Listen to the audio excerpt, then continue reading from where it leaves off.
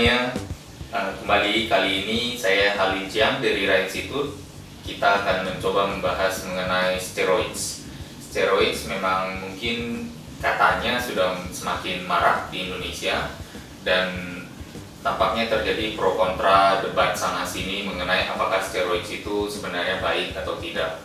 Ya, kalau di sisi cara pandang gaya hidup natural, tentunya steroids ini tidak ada tempatnya.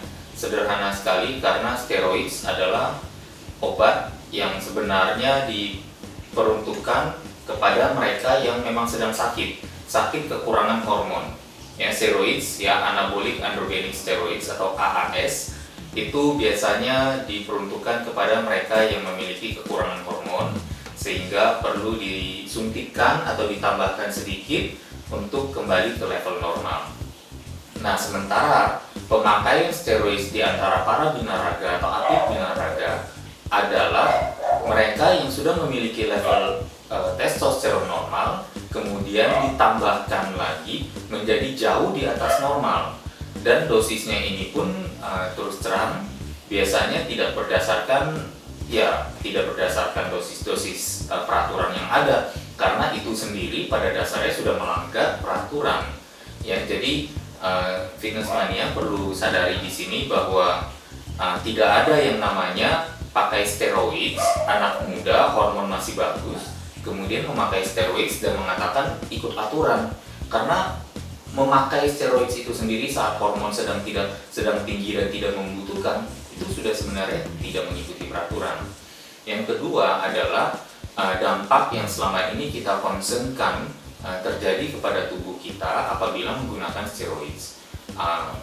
Hal pertama yang pasti adalah produk-produk anabolik androgenik steroid itu meskipun memberikan misalnya mungkin perkembangan massa otot yang lebih cepat, tetapi tingkat level keracunan di dalam tubuh itu sangat tinggi, terkenal toksik, sehingga makanya para dokter pun memberikan kepada pasiennya sangat sedikit sekali. Dan saat meresepkan steroid itu pun telah melalui yang namanya proses diagnosa cek darah yang begitu menyeluruh agar tidak menciptakan ketidakseimbangan.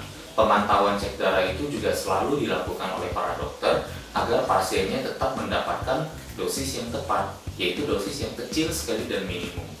Nah, sementara Fitness Mania misalnya, anak-anak fitness binaragawan, mereka menyuntikkan tidak ada panduannya lagi gitu, bagaimana dinamakan ada aturannya, ya, dan level toksisitasnya juga tinggi karena yang ditemukan di lapangan adalah dosis yang digunakan oleh atlet binaraga itu jauh 10-30 kali lipat lebih banyak daripada yang diresepkan dokter mengikuti peraturan kepada pasiennya.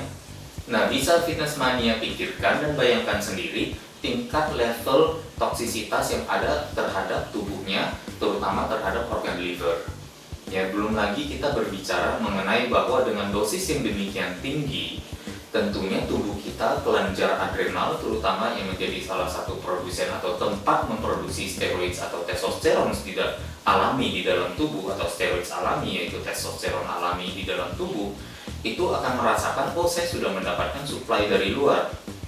Kalau sudah mendapat suplai dari luar, maka produksi saya turunkan. Tetapi kalau dosisnya demikian tinggi terus-menerus, maka adrenal gland tersebut, kelenjar adrenal itu akan mengatakan, well, saya sudah tidak perlu lagi memproduksi testosteron karena tampaknya sudah didapat dari luar.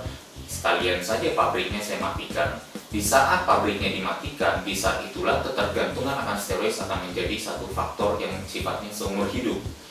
Dan teman-teman tahu sendiri, ketergantungan terhadap sesuatu yang sifatnya racun lagi ke dalam badan kita.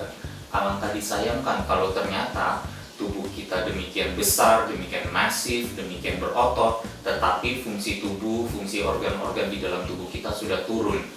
Kita dari luar terlihat begitu kuat, begitu perkasa, tetapi di dalamnya kita sedang runtuh, sedang bobrok dan sedang hancur. Jadi perhatikan lagi, ya, ini hanya bagian pertama dari pembahasan steroid. Ikuti pembahasan steroid selanjutnya di binaraga.net.